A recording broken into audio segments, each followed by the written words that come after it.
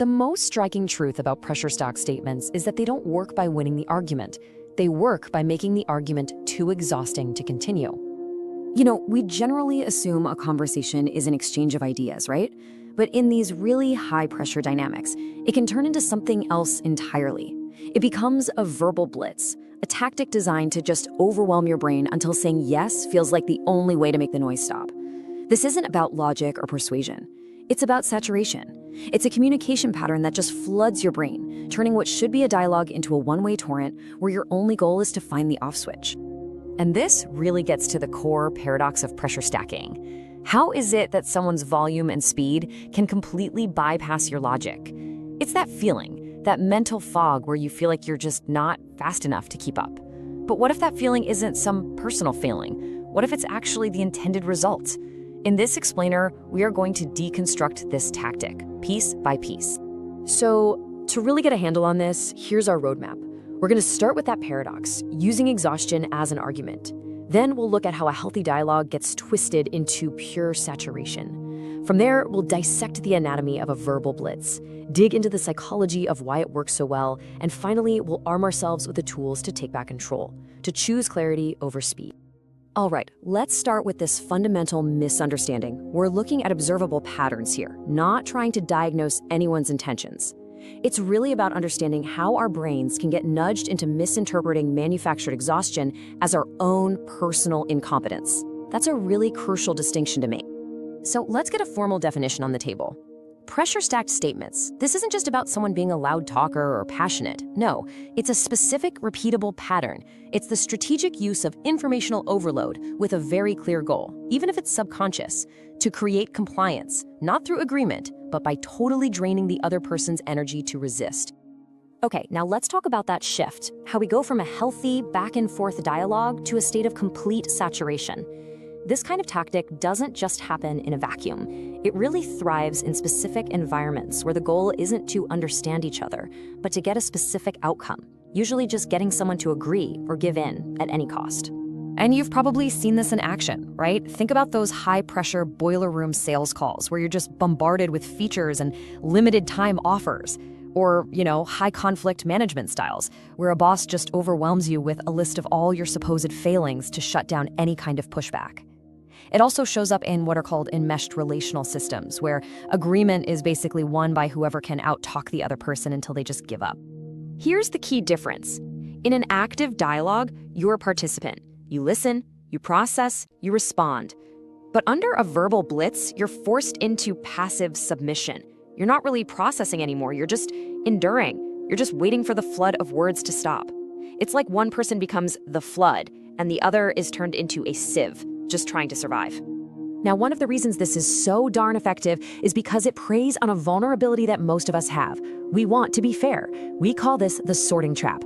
The person stacking statements throws like 5, 6, 7 points at you all at once, and your conscientious brain goes, okay, to be fair and thorough, I have to address every single one of these. But you can't. The volume makes it impossible, and this very desire to be reasonable is weaponized against you to keep you constantly off balance. So, what's the end result of falling into this sorting trap? It's a state of what we call verbal vertigo. It's that dizzying, destabilizing feeling where you actually start to question your own intelligence. You think, why can't I keep up? Maybe my mind is just too slow. And it's so important to understand. This feeling is not a reflection of your abilities. It is the intended, designed outcome of the tactic itself. It's an artificially induced state. Okay, so we get the environment and that internal feeling. Now, let's actually dissect the anatomy of the blitz itself. We can break down this specific, repeatable pattern into a pretty clear 3-stage process. The whole thing kicks off with what's called the multi-layered opener, which immediately puts a strain on your brain. That's followed by the response interruption, which is designed to make sure you never get your footing. And it all leads to that final stage, the analytical collapse, where giving up feels like the only path forward. Let's look at step 1. The multi-layered opener isn't just one statement. It's a single sentence packed with multiple clauses, accusations, demands, judgments, all at once. Something like, not only were you late with the report, which you promised me yesterday, but the figures are all wrong and you clearly didn't listen to the feedback I gave you last week. Your brain tries to grab onto one thing, but 2 more just fly right by. People who experience this often say it feels less like listening and more like defending yourself from a swarm. And now for the really critical second step. The moment you try to clarify anything. Wait, what about the figures? You get hit with the response interruption. The other person does not let you land. They just immediately pile on more information, another accusation, some other tangential point. This is the key mechanism that prevents you from ever slowing the pace down or getting any control. Your attempt to create order is just met with more chaos. This relentless cycle is built to lead to one place: analytical collapse. See, your brain is a biological organ, and it's hardwired to find what psychologists call cognitive ease, especially when it's stressed out. It wants the simplest path to resolve tension. So after being bombarded and interrupted over and over, you hit a breaking point. You just stop trying to analyze, debate, or even process. You just want it to be over. And in that moment, you surrender. You'll agree to something you don't even like just to get some mental quiet. So we've seen the how, that three-step process. But now let's explore the why. Why is this tactic so incredibly powerful? Well, the answer lies in some pretty basic principles of cognitive science and the biological limits of our own minds. This taps directly into a concept called System 2 exhaustion, deep analytical thinking, what Nobel laureate Daniel Kahneman calls System 2. It's not an infinite resource. It's like a muscle. It gets tired.